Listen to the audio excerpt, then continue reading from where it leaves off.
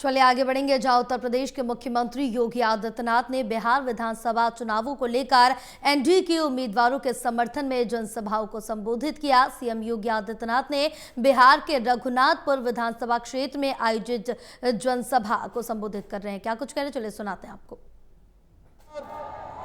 ऐसे लग रहा है जैसे इंद्र भगवान भी पुष्पों की वर्षा करके सिवान जनपद की सभी सीटों को एनडीए को जिताने के लिए अपना आशीर्वाद बरसा रहे हैं।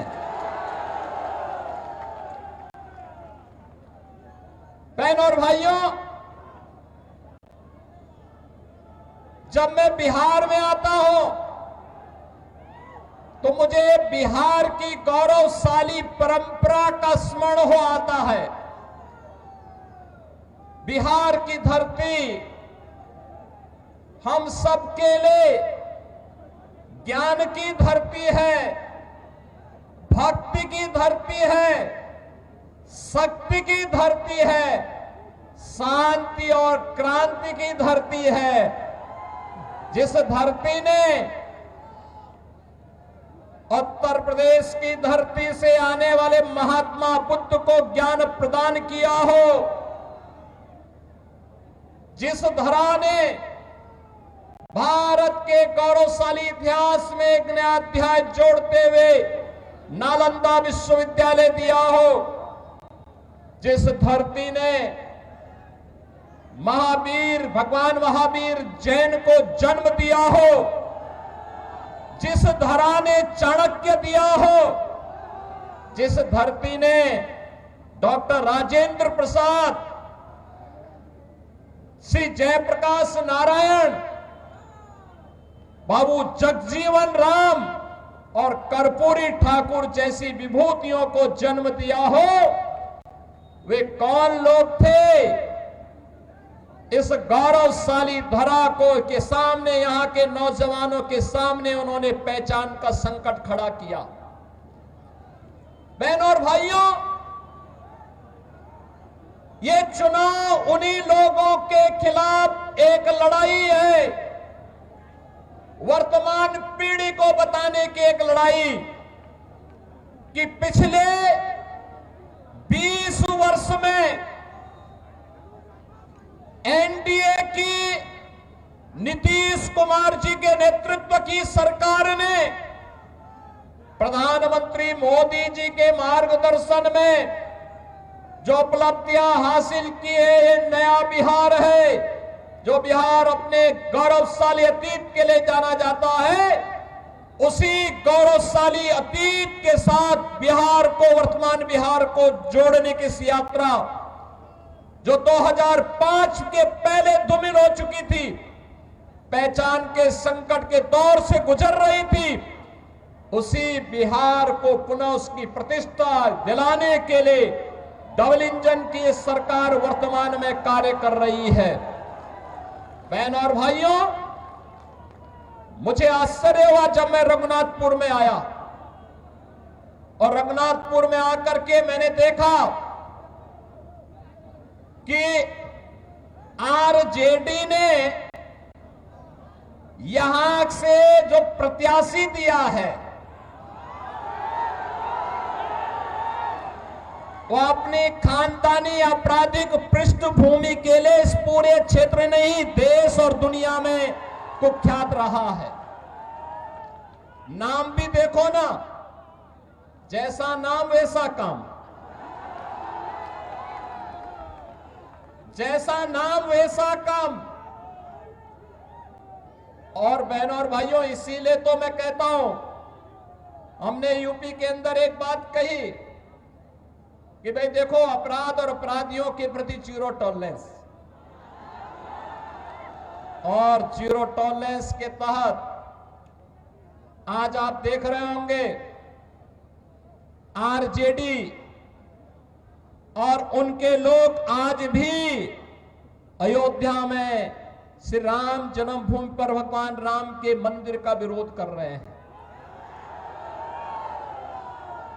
सीतामढ़ी और उसके आसपास के क्षेत्र में मां जानकी के भव्य मंदिर के निर्माण और कॉरिडोर के विकास के लिए किए जाने वाले कार्य का विरोध कर रहे हैं।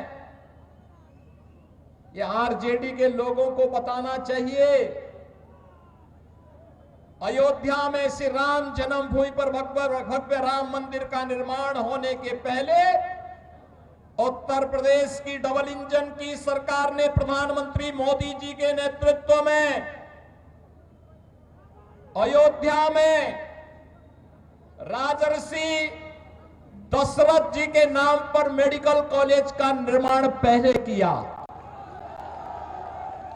महर्षि वाल्मीकि के नाम पर इंटरनेशनल एयरपोर्ट का निर्माण किया और फिर 500 वर्षों के कलंक को मिटाते हुए भगवान राम के भव्य मंदिर के निर्माण का मार्ग भी प्रशस्त किया।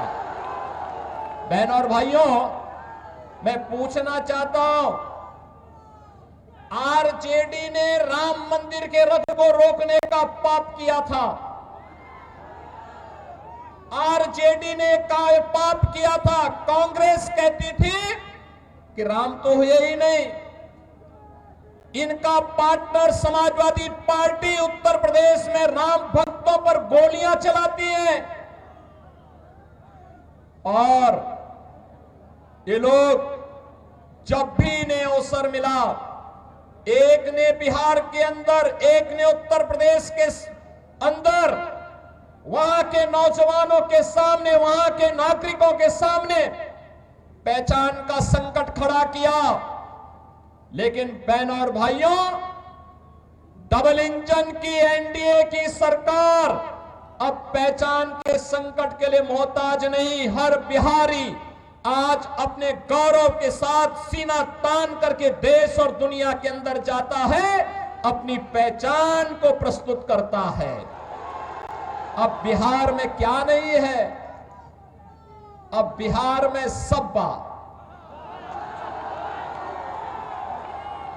अच्छी सड़कें हैं और हम लोगों ने 6100 करोड़ रुपए की लागत से अयोध्या धाम को सीधे सीतामढ़ी से जोड़ने के लिए राम जानकी मार्ग के निर्माण के काम को भी युद्ध स्तर पर आगे बढ़ाया है।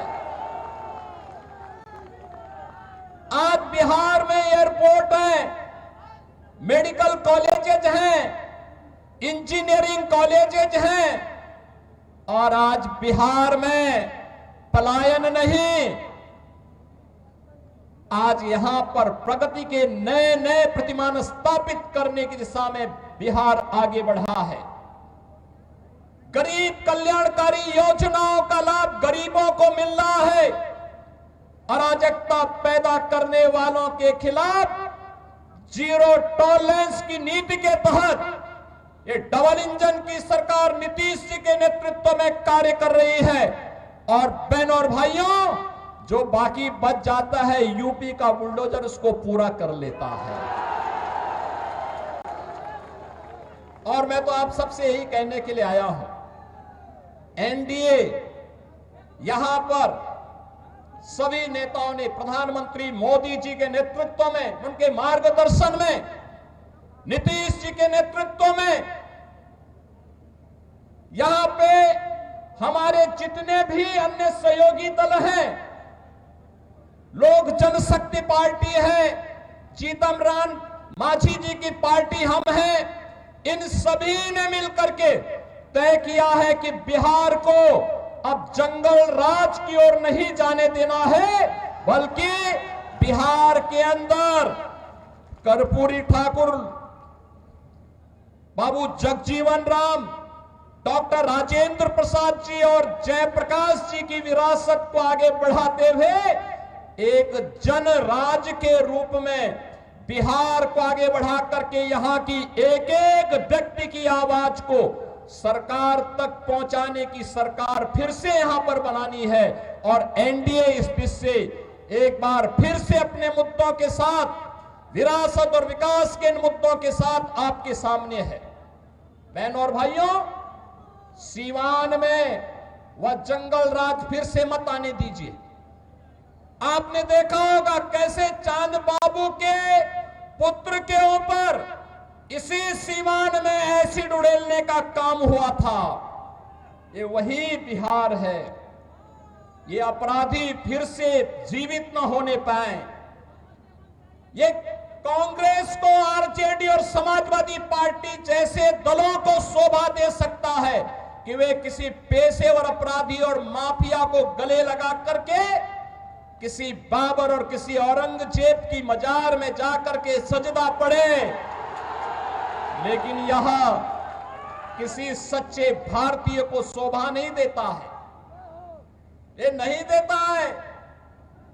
हम लोग तो उसी मार्ग के पथिक हैं जो गर्व से इस बारे में बोलता है कि रामलला हम आएंगे, मंदिर वही बनाएंगे और बना करके दिखा भी देते हैं।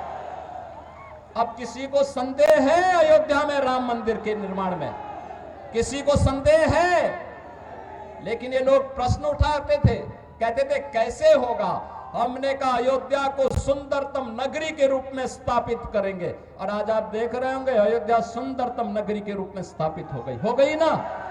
कोई संदेह है क्या? कोई संदेह है क्या? और उत्तर प्रदेश में इन माफियाओं के ऊपर कार्रवाई कैसे होती है आपने देख लिया है ना। ये डबल इंजन की सरकार ही कर सकती है। एनडीए की डबल इंजन की सरकार ही ये करेगी। इनकी प्रॉपर्टी को भी जब्त कर दिया जाता है।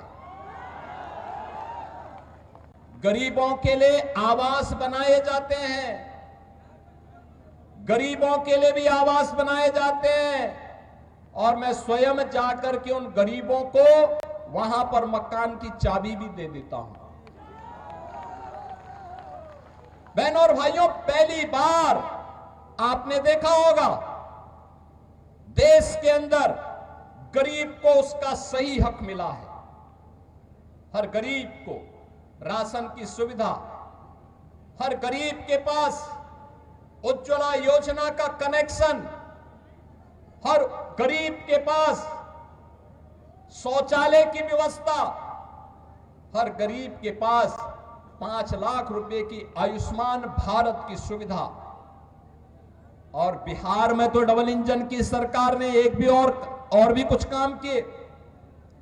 हर माता के खाते में अभी नगद धनराशि देकर के उन्हें स्वावलंबन के पथ पर अग्रसर करने का एक नया कार्य और प्रारंभ हो गया है।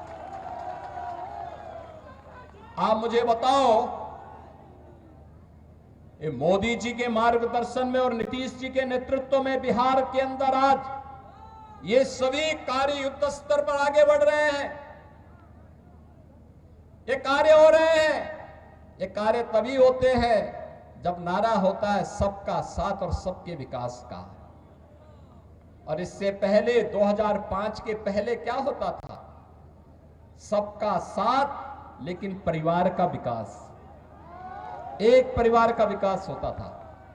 अब उस परिवार के विकास को भी पीछे छोड़ करके फिर से ये लोग दोहराना चाहते हैं कि सबका साथ तो हो लेकिन माफिया का विकास हो।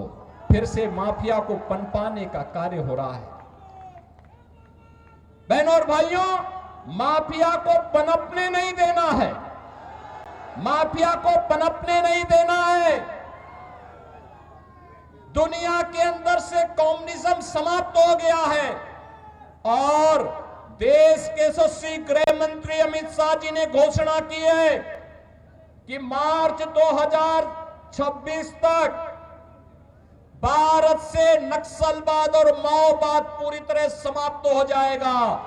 तो याद करना, नक्सलवाद और माओवाद को समाप्त करने के लिए डबल इंजन की सरकार चाहिए। हमें ये माले नहीं, वहां पर वह सीट लोक जनशक्ति पार्टी को चाहिए, एनडीए को चाहिए। और इसी प्रकार से रघुनाथपुर सीट ये जेडीयू एनडीए को चाहिए। इसके लिए आज आप सबसे अपील करने के लिए मैं आया हूं आपसे बहनों और भाइयों, हमें अपराधी नहीं, हमें माफिया नहीं, हमें गांव, गरीब, किसान, नौजवान, महिलाओं और विकास के कार्यों को प्रभावी ढंग से आगे बढ़ाने वाला जनप्रतिनिधि चाहिए। आपके सुख दुख में सहभागी बनने वाला जनप्रतिनिधि चाहिए। गरीबों के साथ खड़ा होने वाला जनप्रतिनिधि चाहिए। अत्याचार और शोषण कराने वाला नहीं, पर्व और त्योहारों के समय दंगा कराने वाला नहीं,